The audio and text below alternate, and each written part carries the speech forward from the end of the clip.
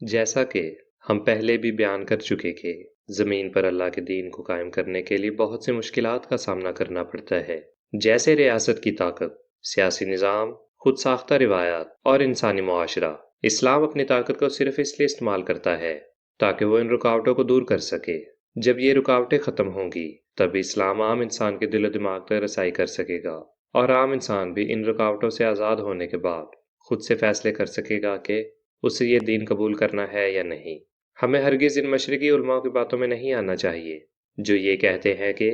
جہاد صرف ابتداء اسلام کے وقت عارضی دفاعی اقدام کے طور پر ضروری تھا۔ یاد رکھیں، جہاد اس دین کا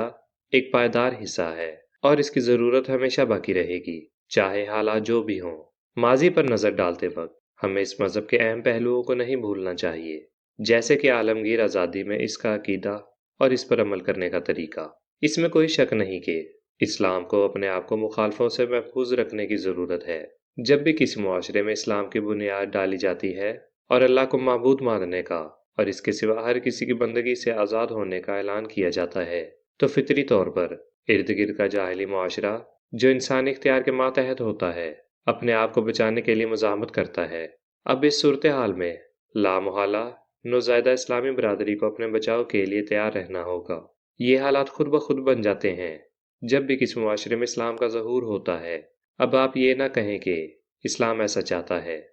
نہیں، بلکہ ایسا اس لیے ہوتا ہے کہ دو مختلف نوعیت کے نظام ایک ساتھ معاشرے میں نہیں رہ سکتے، لہٰذا اسلام کے پاس اپنے دفاع کے علاوہ کوئی دوسرا چارہ نہیں۔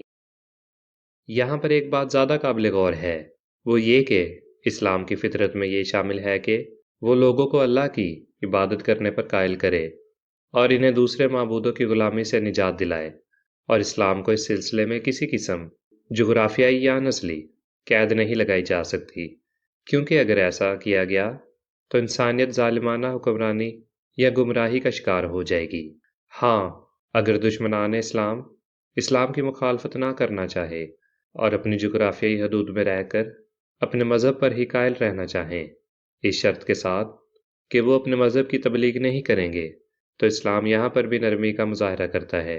لیکن جزیہ کا حکم بھی جاری کرتا ہے۔ جزیہ اس ضمانت کے طور پر ان سے لیا جائے گا کہ وہ اسلام کے فروغ میں کسی قسم کی کوئی رکاوٹ نہیں ڈالیں گے، اور مسلمانوں کی طرف سے بدلے میں انہیں جان و مال کا امن مہیا کیا جائے گا۔ اسلام کی حرکیات کو وضاحت اور گہرائی کے ساتھ سمجھنے کے لیے یہ یاد رکھنا ضروری ہے کہ اسلام انسانوں کے لیے اللہ تعالیٰ کی طرف سے مقرر کردہ ایک طریقہ زندگی ہے۔ یہ انسان کا بنایا ہوا نظام نہیں ہے، نہ ہی لوگوں کے کسی گروہ کا نظریہ ہے، نہ ہی کسی مخصوص نسل کے لیے مخصوص طرز زندگی ہے۔ ہم اس وقت تک جہاد کی بیرونی وجوہات پر بات نہیں کر سکتے جب تک ہم اس عظیم سچائی کو تسلیم کر لیں، اور جب تک ہم یہ نہ بھولیں کہ یہاں بنیادی سوال اللہ کی حاکمیت اور اس کی مخلوق کی اطاعت کا ہے۔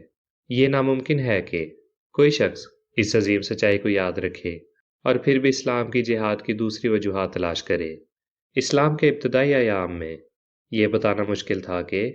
آیا اس پر جنگ اس کی فطرت کے مخالف معاشروں کی طرف سے مجبور کی جاتی تھی یا اسلام جنگ میں پہل کرتا تھا۔ یہ الجھن اس لیے پیدا ہوتی ہے کہ اسلام کو کسی بھی صورت میں لڑائیوں میں شامل ہونا پڑتا تھا،